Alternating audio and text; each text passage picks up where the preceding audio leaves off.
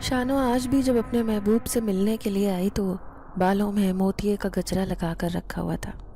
उसके महबूब ने उससे ख़ास तौर पर गजरा लगा कर आने की फरमाइश की थी और शानो भला कैसे अपने महबूब की बात का इनकार कर देती। इसीलिए बालों में गजरा लगाया हुआ था और चेहरे पर शर्मीली सी मुस्कान थी। शानो इधर उधर घबराए हुए अंदाज में देखती कुएं की तरफ बढ़ती जा रही थी। आज वो काफ़ी दिनों के बाद अपने महबूब से मिलने जा रही थी और महबूब से मिलने की सरशारी ही कुछ और होती है। शानो के अंग अंग में उस वक्त बेकरारी नजर आ रही थी। यही वजह थी कि वो तेज़ कदमों से चलती हुई जा रही थी। मोतिये की खुशबू उसके हवासों पर तारी हो रही थी और फिर जल्द ही वो कुएं पर पहुंच गई। उसका महबूब पहले ही उसके इंतज़ार में मौजूद था। शानो उसे देखकर मुस्कुराई और महबूब ने भी मुस्कुराते हुए उसका खैर मुकद्दम किया। मेरा नाम शानो है और मैं एक खूबसूरत जवान लड़की हूँ। वैसे तो मेरा असल नाम रुखसाना है, लेकिन सब मुझे प्यार से शानो बुलाते हैं। मैं गांव में अपने अम्मी अब्बू और बहन भाइयों के साथ रहती हूँ। हमारा एक बड़ा प्यारा सा घर है जिसका खुला सा सहन है। मेरे चचा और ताया का पोर्शन अलग अलग है जो हमारे घर के साथ ही हैं। मैं बड़ी शौक और चंचल सी लड़की हूँ। मुझसे छोटी बहन और भाई हैं, वो दोनों अभी पढ़ रहे हैं, जबकि मैंने मैट्रिक करने के बाद स्कूल को खैराबाद कह दिया और फिर दोबारा पढ़ाई का नाम भी नहीं लिया क्योंकि मुझे पढ़ने का इतना शौक ही नहीं था। मैं तो शरारतें करना जानती थी और मुझे किसी पल भी टिक कर बैठना नहीं आता था। मैं हमेशा शरारती मूड में ही रहती। अम्मा मुझे बहुत समझाती और इस तरह शरारतें करने से मना करती, लेकिन मैं बाज ही नहीं आती। मुझे इस तरह शरारतें करके लोगों को तंग करने में बहुत मज़ा आता था। मेरे बहन भाई भी मेरी शरारतों से आजिज़ रहते थे।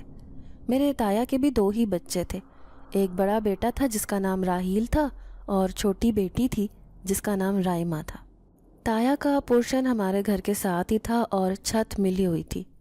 मेरा और राहील का बचपन का साथ था। राहील आजकल ताया के साथ खेतों में काम करके उनका हाथ बटा रहा था। यही वजह थी कि वो सुबह ही ताया के साथ चला जाता और फिर रात को मगरिब के बाद घर वापस आता। मैं और राहील एक दूसरे को पसंद करते थे और ये बात अभी घर में किसी को मालूम नहीं थी। ना जाने कब एक ही आंगन में खेलते हुए पलते बढ़ते राहील मुझे अच्छा लगने लगा। राहील की आंखों में भी मैंने अपने लिए पसंदीदगी देखी। राहील जब मुझे शानो कहकर बुलाता तो मेरा दिल धड़क उठता। मुझे उसका शानो कहकर बुलाना बहुत पसंद था और यूं हम दोनों एक ही राह के मुसाफिर हो गए। हम दोनों ने कभी अपनी मोहब्बत का इजहार तो नहीं किया था, लेकिन फिर भी हम जानते थे कि हम दोनों ही एक दूसरे के लिए बने हैं। राहील अक्सर मेरे लिए अपने हिस्से की चीज़ बचा कर रख लेता। वो चोरी छुपर ला के मुझे दे देता।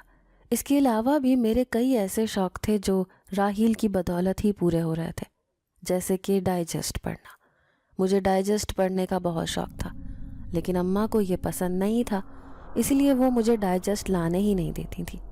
जबकि जब भी नया डाइजेस्ट आता तो राहील लेकर आता और लाकर छत पर रख देता। मैं सुकून से जाकर छत पर पढ़ लेती और फिर जब पढ़ लेती तो वो वापस देकर दूसरा ले आता। उसकी बदौलत मेरा ये शौक़ बखूबी पूरा हो रहा था। हम दोनों की मोहब्बत हमारे साथ ही पल भर कर जवान हुई थी और अब अक्सर मैं उससे शर्माई शर्माई सी रहती थी।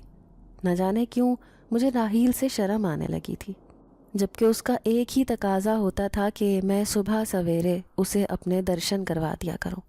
लेकिन मैं इतनी सुबह ना तो छत पर जा सकती थी, ना ही घर से बाहर निकल सकती थी। लेकिन राहील का मुझसे यही इसरार होता कि एक बार तो छत पर आ जाया करो ताकि तुम्हें देखकर काम पर चला जाया करूं। लेकिन मुझे अब्बा का खौफ आता और यही ख्याल सताता कि अगर किसी ने मुझे ऐसे देख लिया तो ना जाने वो क्या समझे। यही वजह थी कि मैं राहील की ये बात नहीं मानती थी और वो अक्सर मुझसे नाराज़ हो जाता। ताहम उसकी एक बात अच्छी थी कि वो जल्दी मान भी जाता था। वैसे तो हमारे घरों में सलूक और इत्तफाक था। पोर्शन बेशक अलग थे, लेकिन दिल एक ही थे। जिसकी तरफ जो चीज़ अच्छी बनती वो बाकी के घरों में भी लाजमी भेजता था। यही वजह थी कि आज तक ना तो कोई लड़ाई देखने में आई, ना ही कोई बदमज़गी पैदा हुई। सब अपनी अपनी जगह खुश और मुतमईन थे। دادی کا کچھ عرصہ پہلے ہی انتقال ہوا تھا۔ ان کی زندگی میں وہ ہمارے گھر میں ہی رہتی تھیں۔ انہیں اس جگہ سے انسیت تھی۔ ان کا کہنا تھا کہ جب وہ رخصت ہو کر اس گھر میں آئی تھیں تو ان کا کمرہ یہی تھا۔ یہی وجہ ہے کہ وہ کبھی اس کمرے کو نہیں چھوڑیں گی، اور جب ہمارے حصے میں یہ پورشن آیا تو دادی بھی ادھر ہی رہنے لگی۔ اور دوسری ایک وجہ یہ بھی تھی کہ یہاں پر دادی کا پسندیدہ موتیے کا پودا تھا۔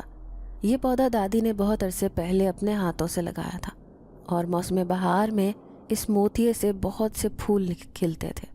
دادی کو اس پودے سے بہت لگاؤ تھا۔ ان کا کہنا تھا کہ یہ پودا تیرے دادا نے مجھے لا کر دیا تھا، اور پھر جب میں نے یہاں پر لگایا تو موتیے کے اتنے پھول کھلے کہ تیرے دادا بھی حیران رہ گئے۔ اس کے بعد میں ان پھولوں کے گجرے بنا کر بالوں میں لگاتی۔ حالانکہ میری ساس مجھے بہت منع کرتی، لیکن مجھے ان گجروں کو لگانا پسند تھا۔ دادی اکثر اس پودے کے بارے میں بات کرتی نظر آتی۔ مجھے ویسے تو اس پودے سے کوئی لگاؤ نہیں تھا، لیکن دادی کی وفات کے بعد جب اس پودے پر نظر پڑتی تو ایسے لگتا جیسے دادی کہیں آس پاس ہی موجود ہیں۔ پھر اسی طرح جب اس پودے پر بہت سارے پھول کھلے تو میں نے ان پھولوں کو توڑ کر ان کا گجرا بنا کر اپنے بالوں میں لگانا چاہا، لیکن میری امی نے مجھے سختی سے منع کر دیا۔ کہنے لگی کہ ان گجروں کو اپنے بالوں میں مت لگانا۔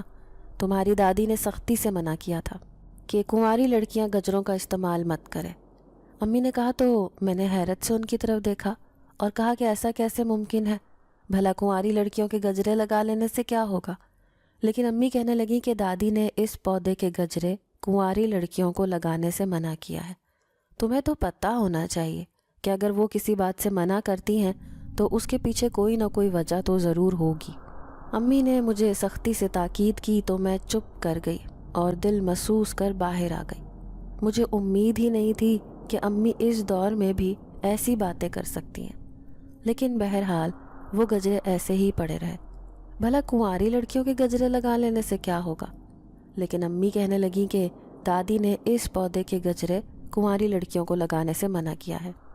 انہی دنوں گاؤں میں میری ایک سہیلی کی شادی آ گئی۔ میں اس شادی کے لیے بہت پرجوش تھی۔ مجھے ویسے بھی اس طرح کے شادی بیاہ والے فنکشن بڑے اچھے لگتے تھے، اور مجھے ان میں بڑا مزہ آتا تھا۔ اب تو میری پکی سہیلی کی شادی تھی تو میں ابھی سے بہت پرجوش تھی۔ مہندی پر ہم سب نے پیلے اور سبز رنگ کے کپڑے پہنے تھے۔ سب نے ہاتھوں میں گجرے بھی باندھے تھے۔ ہماری سہیلیوں کا ایک جیسے کپڑے بنانے پر اتفاق ہوا تھا، اور یوں مہندی والے دن میں بھی پیلا اور سبز سوٹ پہن کر تیار ہو گئی تھی۔ گجروں کی کمی تھی۔ میں نے اپنے گملے سے موتیے کے پھول توڑے اور ایک لڑی میں پرو لیے۔ امی سے چوری چھپے میں نے گھر سے باہر آ کر انہیں اپنے بازو میں ڈال لیا۔ اگر امی کو پتہ چل جاتا کہ میں نے دادی کے گملے سے موتیے توڑ لیے ہیں اور انہیں گجرا بنا کر بازو میں ڈال لیا ہے تو وہ شاید میری خیر نہیں تھی۔ لیکن اب میں شادی والے گھر آ چکی تھی۔ سارے فنکشن میں مجھے بہت مزہ آیا۔ موتیے کا گجرا میرے ہاتھ میں خوب بھلا لگ رہا تھا، اور میں بار بار اسے اپنے چہرے کے قریب لا کر سونگھتی اور محسوس کرتی۔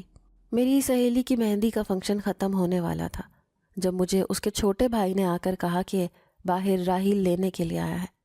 میرا دل ایک دم تیز دھڑک اٹھا۔ شاید اسے ابا نے مجھے لینے کے لیے بھیجا تھا۔ میں جلدی سے اٹھ کھڑی ہوئی، دوپٹہ اوڑھ کر باہر نکل آئی۔ سامنے ہی راحیل کھڑا تھا اور بڑی پرشوق نظروں سے میری طرف دیکھ رہا تھا۔ میں شرمائی لجائی اس کی طرف پہنچی تو بے ساختہ اس نے میری تعریف کی۔ کہنے لگا، آج تو تم پہچانی ہی نہیں جا رہی ہو، یہ گجرے تمہارے ہاتھوں میں بہت بھلے لگ رہے ہیں۔ راحیل نے یہ کہہ کر نرمی سے میرے ہاتھ کو چھوا تو ایک کرنٹ سا میرے پورے جسم میں دوڑ گیا۔ میں نے گھبرا کر ہاتھ پیچھے کر لیا۔ راحیل مجھے ساتھ لے کر چلنے لگا اور ہم گھر کی طرف جاتے راستے پر چل پڑے تو ہم دونوں کے درمیان گہری خاموشی تھی جو بڑی معنی خیز تھی۔ سارے راستے ہم نے خاموشی کی زبان میں ہی باتیں کی۔ گھر کے قریب پہنچ کر راحیل کہنے لگا، کل مجھے کنویں پر ملنے کے لیے آنا، میں تمہارا انتظار کروں گا، اور ہاں، ہاتھوں میں گجرے پہن کر آنا۔ راحیل نے بڑے شوق اور محبت سے مجھے کہا تو میں بھی جیسے شرما سی گئی، فوراً گھر کے اندر چلی آئی۔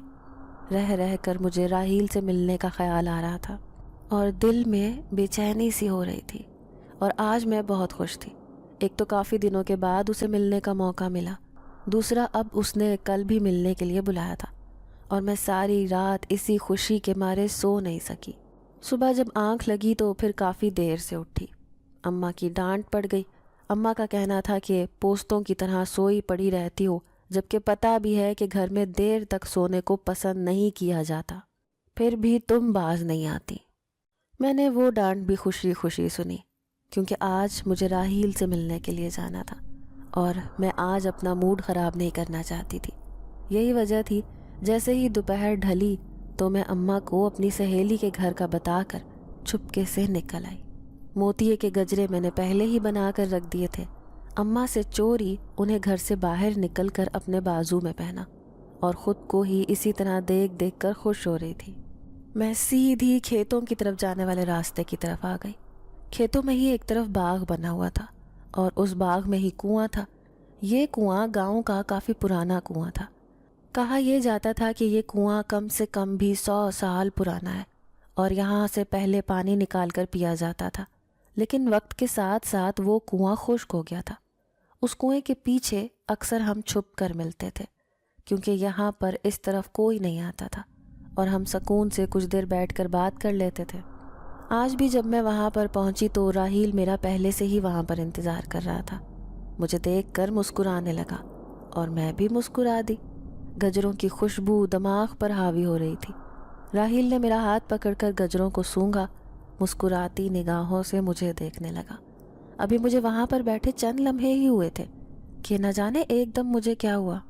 میں نے بھاری آواز میں راحیل سے کہا، دور ہٹ جاؤ، اس کے قریب مت آنا۔ یہ بات سن کر راحیل خوف زدہ ہو گیا اور پریشانی سے میری طرف دیکھنے لگا، جبکہ میری آنکھوں میں تو جیسے اس وقت بہت غصہ اور جنون اترا ہوا تھا۔ میں نے اسی طرح بھاری آواز میں اسے کہا کہ یہاں سے چلا جا، ورنہ زندگی نہیں بچے گی۔ راحیل گھبرا کر مجھے آواز دے کر کہنے لگا، شانو تمہیں کیا ہو گیا؟ کیوں اس طرح کا مذاق کر رہی ہو؟ لیکن راحیل کو اندازہ نہیں تھا کہ یہ مذاق نہیں ہے بلکہ سچ ہے۔ راحیل نے دوبارہ مجھے آواز دی، اور میں نے غصے سے اس کا ہاتھ پیچھے جھٹک دیا تو وہ کافی دور جا کر گرا، اور پھر اسے جیسے سمجھ آ گئی کہ یہ سب سچ ہے۔ میرے اوپر واقعی اس وقت کسی آسیب یا جن ذات کا اثر تھا، جس کی آواز سن کر راحیل پہلے مذاق سمجھا تھا، لیکن اب جب اسے اس بات کا اندازہ ہو گیا تو اس نے وہاں سے بھاگنے میں ایک لمحہ بھی نہیں لگایا۔ مجھے یہ تو نہیں پتا کہ میں وہاں پر کتنی دیر رہی اور اس کے بعد میرے ساتھ کیا ہوا، لیکن جب میں گھر واپس آئی تو بڑی گمسم اور پریشان سی تھی۔ ہاتھوں میں گجرے ابھی بھی موجود تھے جنہیں میں نے اتارا ہی نہیں تھا۔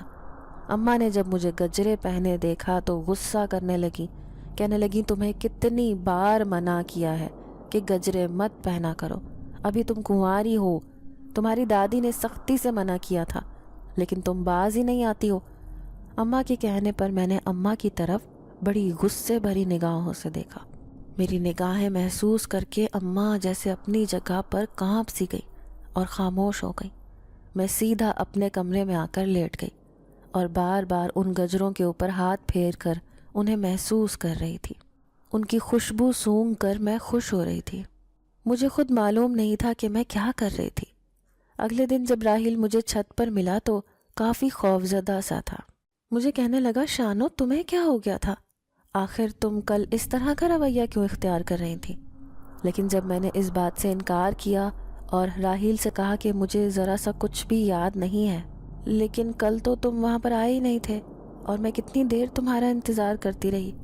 راحیل یہ سن کر مزید خوفزدہ ہو گیا اور خوف بھری نگاہوں سے مجھے دیکھ کر کہنے لگا، شانو میں تو کل آیا تھا اور تمہارا رویہ دیکھ کر مجھے وہاں سے بھاگنا پڑا۔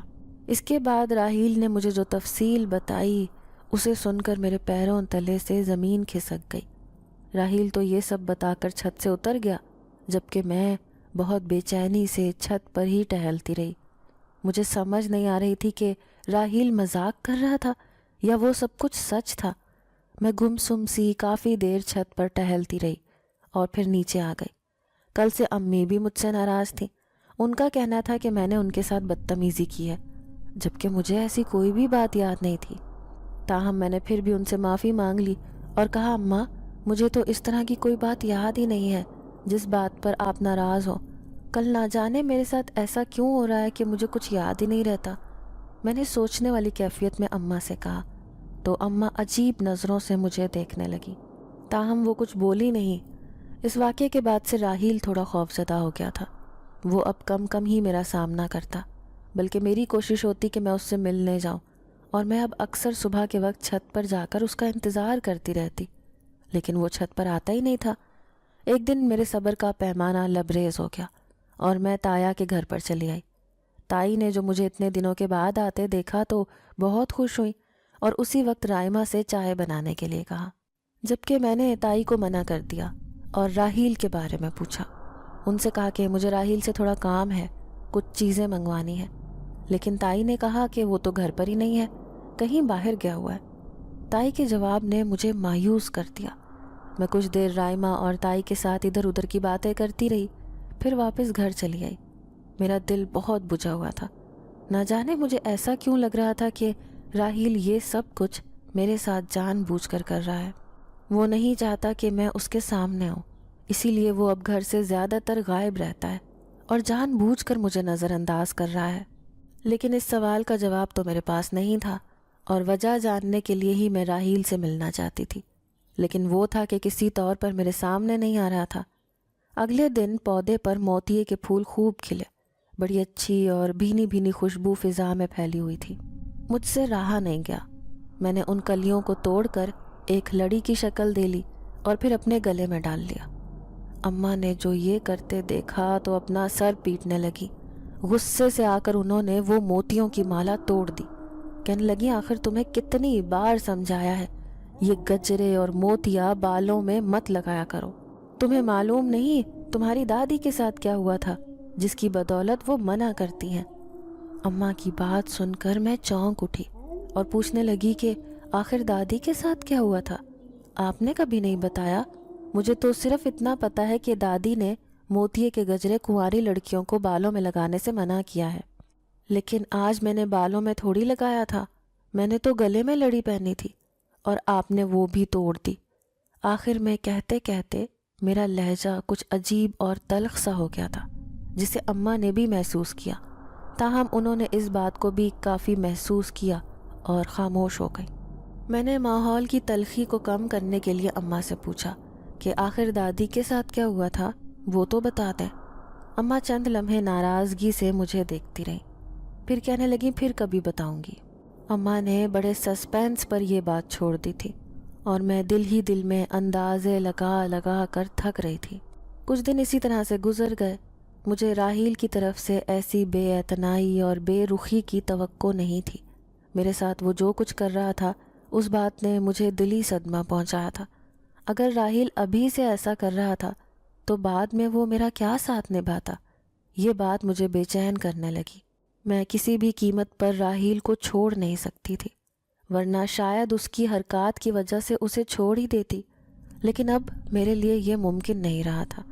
اسی لیے آج میرے صبر کا پیمانہ لبریز ہو چکا تھا۔ میں اسی وقت راحیل کے گھر چلی آئی جب تایا نماز کے لیے نکلنے لگے تھے۔ راحیل اس وقت نہا کر تایا کے ساتھ جانے کی تیاریوں میں لگا ہوا تھا۔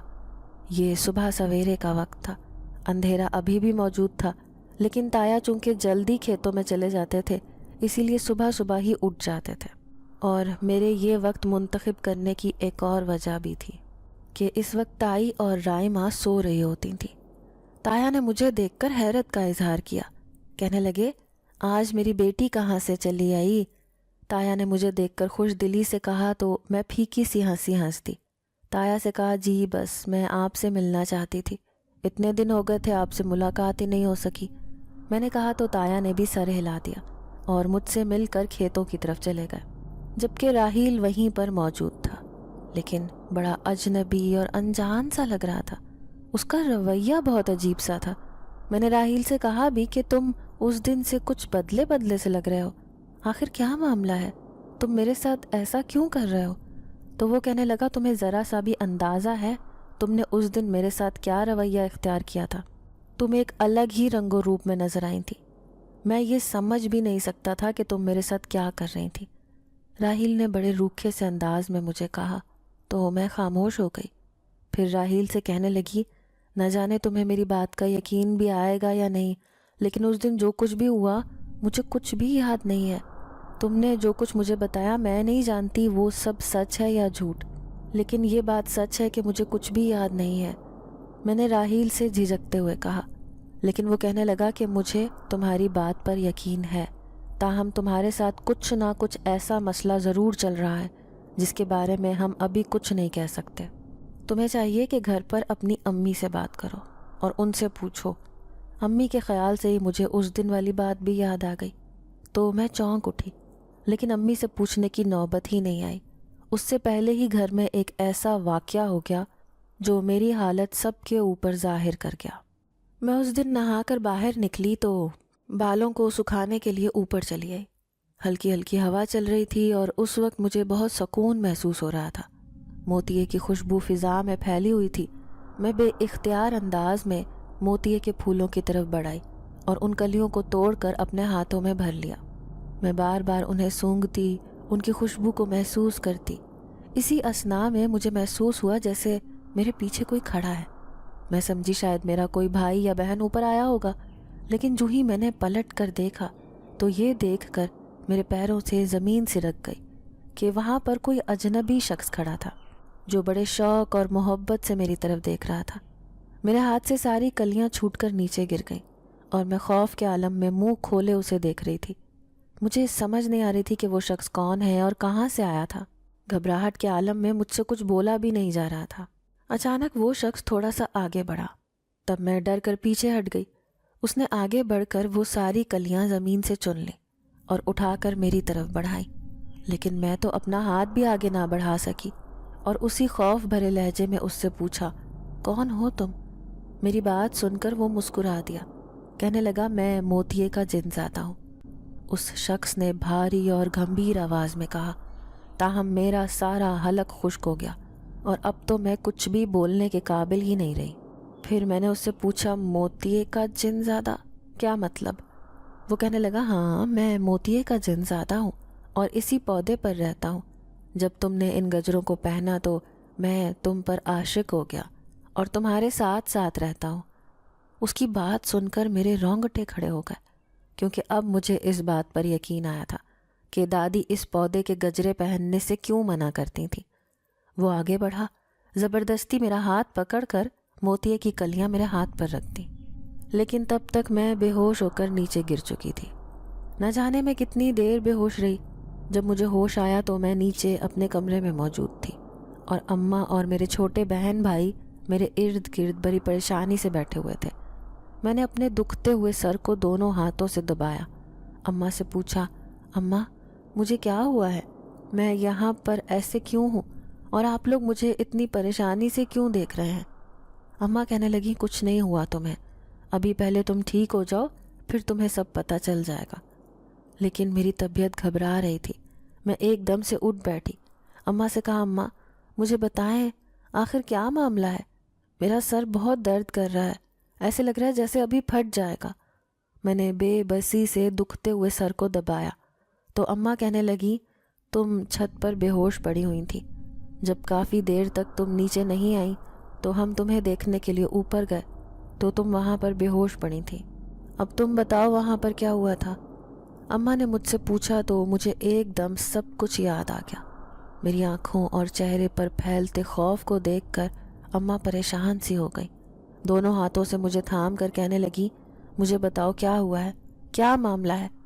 اماں کے پوچھنے کی دیر تھی کہ میں نے روتے ہوئے اماں کو ساری بات بتا دی اور کہا، اماں آپ بالکل سچ کہتی تھیں، دادی بالکل صحیح منع کرتی تھیں، ہمیں وہ گجرے نہیں لگانے چاہیے تھے، لیکن پھر بھی میں نے آپ کی بات نہیں مانی اور ان کو بالوں میں لگا لیا، اور اب آج میں اس حال میں پہنچ گئی ہوں کہ وہ موتیے کے گجرے کا جن زیادہ مجھ پر عاشق ہو گیا ہے اور وہ کسی قیمت پر پیچھے ہٹنے کو تیار نہیں۔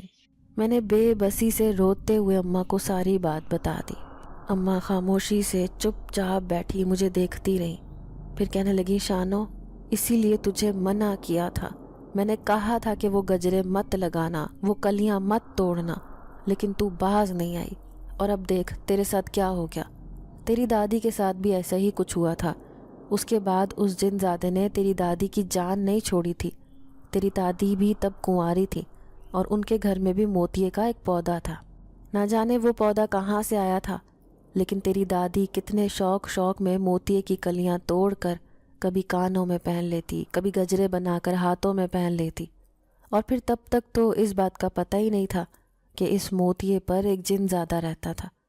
جب تیری دادی نے گجرے پہننا شروع کر دیے تو وہ جن زادہ تیری دادی پر عاشق ہو گیا، اور پھر وہ تیری دادی کو چھوڑ ہی نہیں رہا تھا۔ تیری دادی کو دورے پڑنے لگے۔ اسی کیفیت میں وہ کئی گھنٹے بے ہوش رہتی۔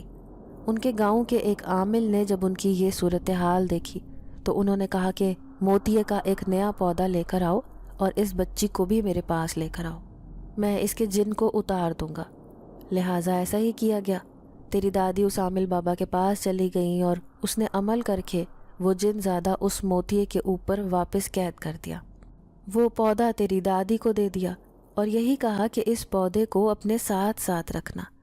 اس کی وجہ یہ ہے کہ اگر یہ پودا کہیں اور چلا گیا تو شاید یہ جن زادہ دوبارہ واپس تم پر پلٹ آئے، لیکن جب تم اسے اپنے ساتھ رکھو گی تو اسے بھی تسلی رہے گی، اور تمہیں اس بات کا معلوم ہوگا کہ اس کے گجرے کنواری لڑکیوں کو نہیں پہنانے۔ اگر کسی نے پہن لیے تو وہ جن زادہ واپس لوٹ سکتا ہے، اس لیے اس بات کی احتیاط کرنا۔ وہ دن اور آج کا دن تیری دادی نے اس پودے کا اسی طرح خیال رکھا جیسے اپنے بچے کا رکھتے ہیں۔ تیرے دادا کے ساتھ تیری دادی کی شادی ہو گئی اور وہ اپنے ساتھ موتیے کا پودا بھی لے کر آئی۔ ان کے آنگن میں وہ پودا اسی طرح پلنے بڑھنے لگا۔ تیرے دادا کو موتیے کی خوشبو بہت پسند تھی اور وہ اکثر دادی سے کہتے تھے کہ ان کے گجرے بنا کر لگایا کرو۔ تیری دادی ان کے گجرے بھی لگا لیتی تھی کیونکہ اب وہ شادی شدہ تھی اور وہ جن زادہ اب ان پر عاشق نہیں ہو سکتا تھا۔ لیکن گھر میں جب بھی کوئی لڑکی آتی اور وہ اس خواہش کا اظہار کرتی کہ میں یہ کلیاں توڑ لوں تو تیری دادی سختی سے منع کر دیتی۔ جب ہم بھی شادی کر کے اس گھر میں آئے تو تیری دادی نے ہمیں بھی سختی سے منع کیا تھا کہ کسی بھی کنواری لڑکی کو یہاں کی کلیاں نہیں توڑنے دینا، لیکن تم نے وہ غلطی کر دی۔ لاکھ سمجھانے کے باوجود تم باز نہیں آئی، اور اب نتیجہ تمہارے سامنے ہے۔ وہ موتیے کا جن زادہ تم پر عاشق ہو چکا ہے اور اب نہ جانے وہ کیا کچھ کرے گا۔ مجھے تو اسی دن شک ہو گیا تھا جب تم باہر سے آئی تھیں اور گجرے پہنے ہوئے تھے۔ اس کے بعد جس طرح کا رویہ تم نے میرے ساتھ اختیار کیا تھا، مجھے اندازہ ہو گیا تھا کہ معاملہ کچھ اور گڑبڑ ہے، لیکن مجھے یہ نہیں پتا تھا کہ معاملہ اتنا خراب ہو جائے گا۔ امی نے تفصیل سے مجھے ساری بات بتائی تو میں حیرت سے گنگ رہ گئی۔ مجھے تو اس بات کی امید ہی نہیں تھی کہ یہ معاملہ اتنا خراب ہوگا، اور اب مجھے مسلسل خوف محسوس ہو رہا تھا۔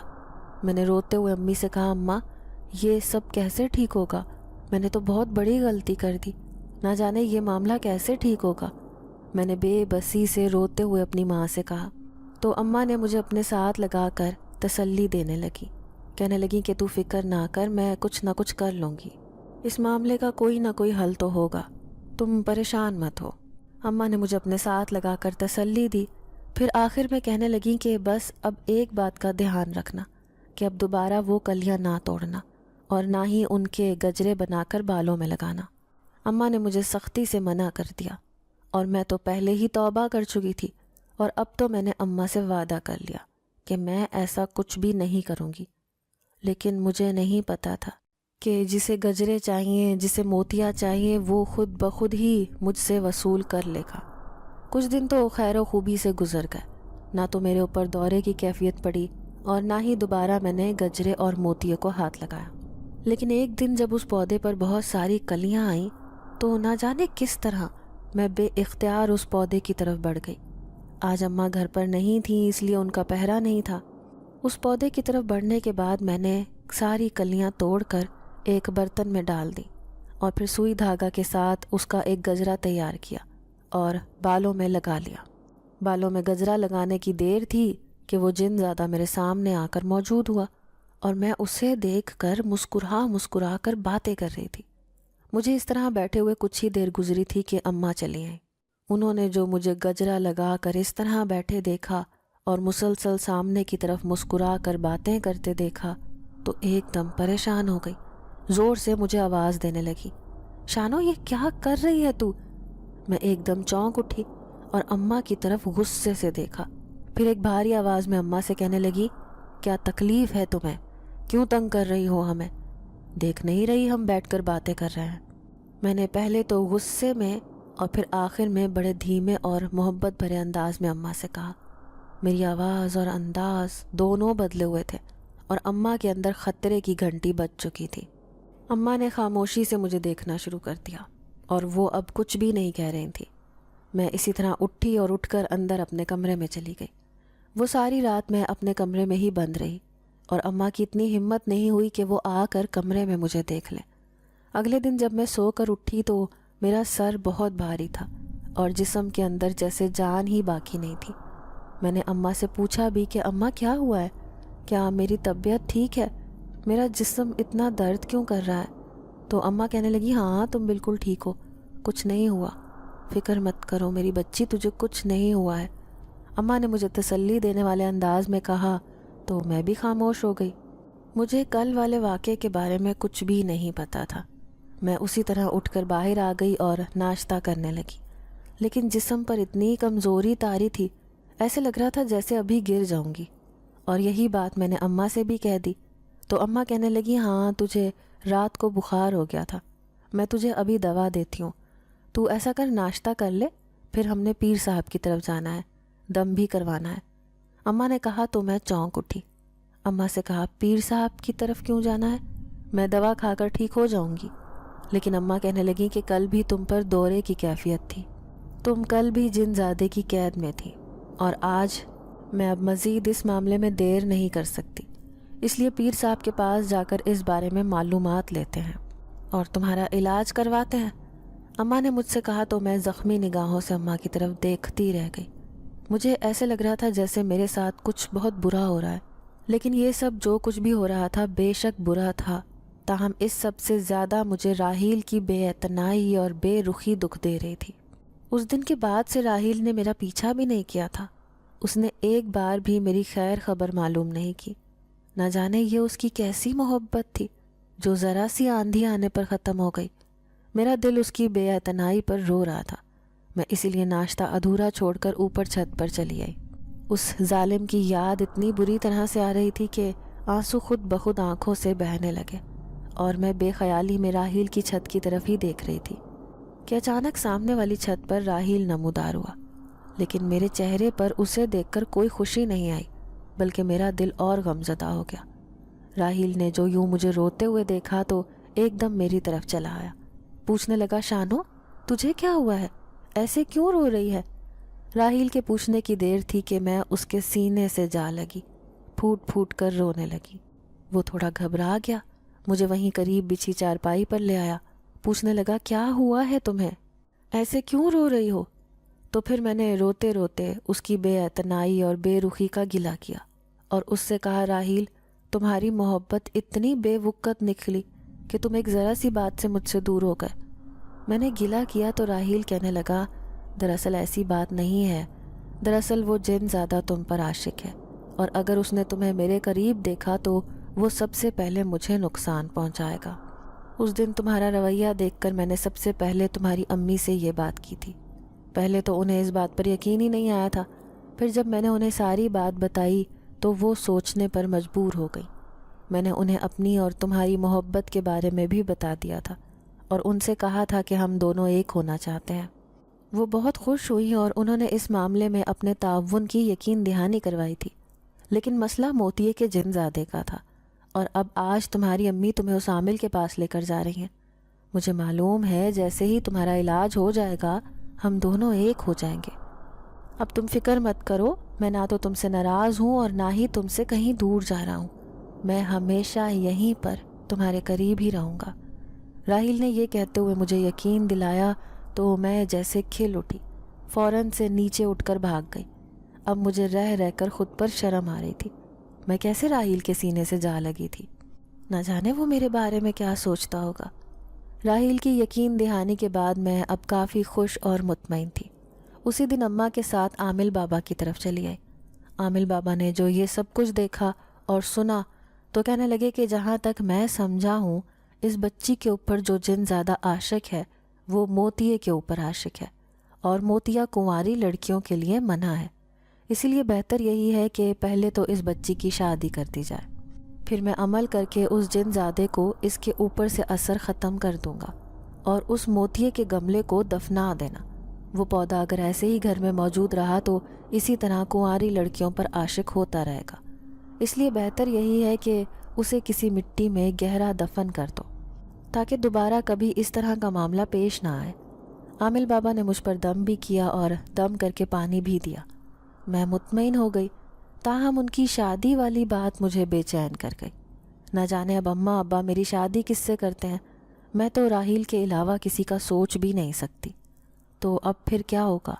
یہ بات اندر ہی اندر مجھے بے چین کر رہی تھی، لیکن میں اماں ابا سے اس بارے میں پوچھ نہیں سکتی تھی۔ لیکن میری حیرت کی انتہا نہ رہی جب اگلے ہی دن تایا اور تائی میرا رشتہ لے کر گھر چلے آئے۔ وہ مجھے اپنی بہو بنانا چاہتے تھے اور ان کے ساتھ راحیل بھی تھا۔ اماں ابا کو اور کیا چاہیے تھا؟ خود میری بھی خوشی کا کوئی ٹھکانہ نہ رہا۔ اماں ابا نے اسی وقت ہاں کر دی اور یوں 2 ہفتے بعد ہماری شادی کی تاریخ طے ہو گئی۔ میں بے حد خوش تھی، مجھے یقین ہی نہیں آ رہا تھا کہ میں راحیل کی زندگی میں شامل ہونے جا رہی ہوں۔ میں ہواؤں میں اڑتی پھر رہی تھی اور اسی طرح چھت پر آ گئی۔ وہاں پر بیٹھے راحیل نے جب مجھے دیکھا تو وہ بھی میرے قریب چلا آیا، کہنے لگا دیکھا، محبت سچی ہو تو پھر اسی طرح راستے آسان ہو جاتے ہیں۔ راحیل نے مجھ سے کہا تو میں مسکرا دی اور اس سے کہا کہ یہ محبت تو عامل بابا کی بدولت ہمیں حاصل ہو رہی ہے۔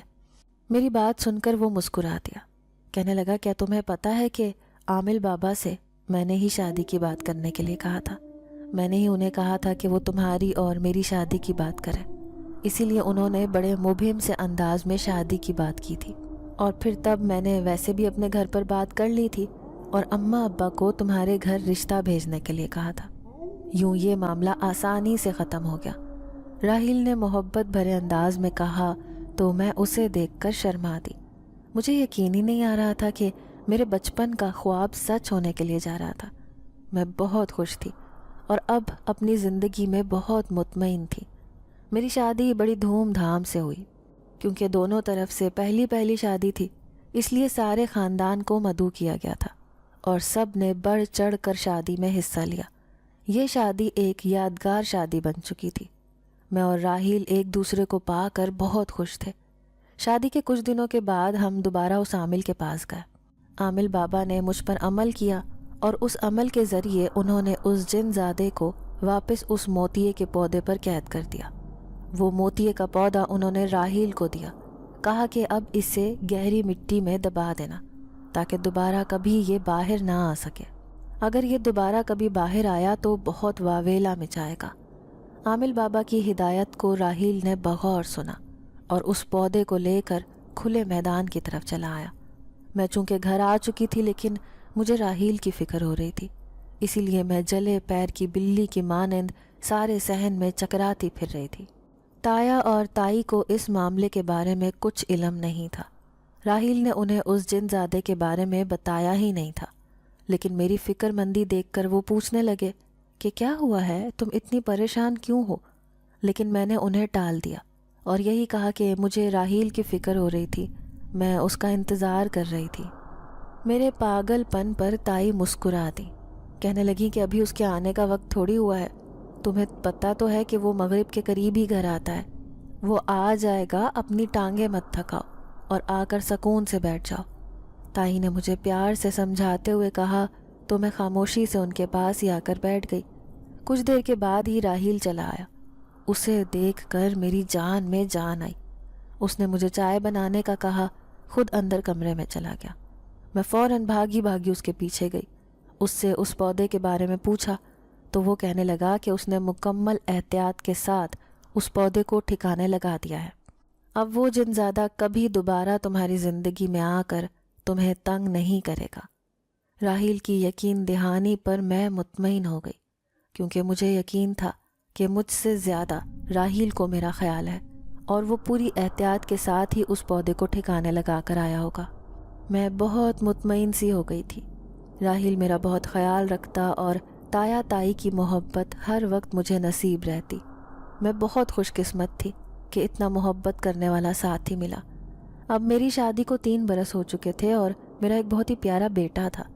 وقت نے اب مجھے کافی سمجھدار بنا دیا تھا۔ میرے اندر اب وہ لاؤبالی پن نہیں رہا تھا۔ اس دن کے بعد سے دوبارہ کبھی وہ جنزادہ بھی واپس نہیں آیا تھا، لیکن ابھی بھی کبھی کبھار جب مجھے اس کے بارے میں خیال آتا ہے تو میں کانپ اٹھتی ہوں، میرے رونگٹے کھڑے ہو جاتے ہیں۔ مجھے یقین ہی نہیں آتا کہ میں اس ساری صورتحال سے گزر کر یہاں تک پہنچی ہوں۔ اس سب کے بارے میں جیسے ہی میں سوچتی ہوں تو مجھے راحیل کی محبت پر بھی فخر محسوس ہوتا ہے، جس نے اس نازک وقت میں سمجھداری سے میرا ساتھ دیا اور مجھے اس مصیبت سے نکال لیا، ورنہ شاید آج میں یہاں نہ ہوتی اور نہ ہی مجھے راحیل کا ساتھ نصیب ہوتا۔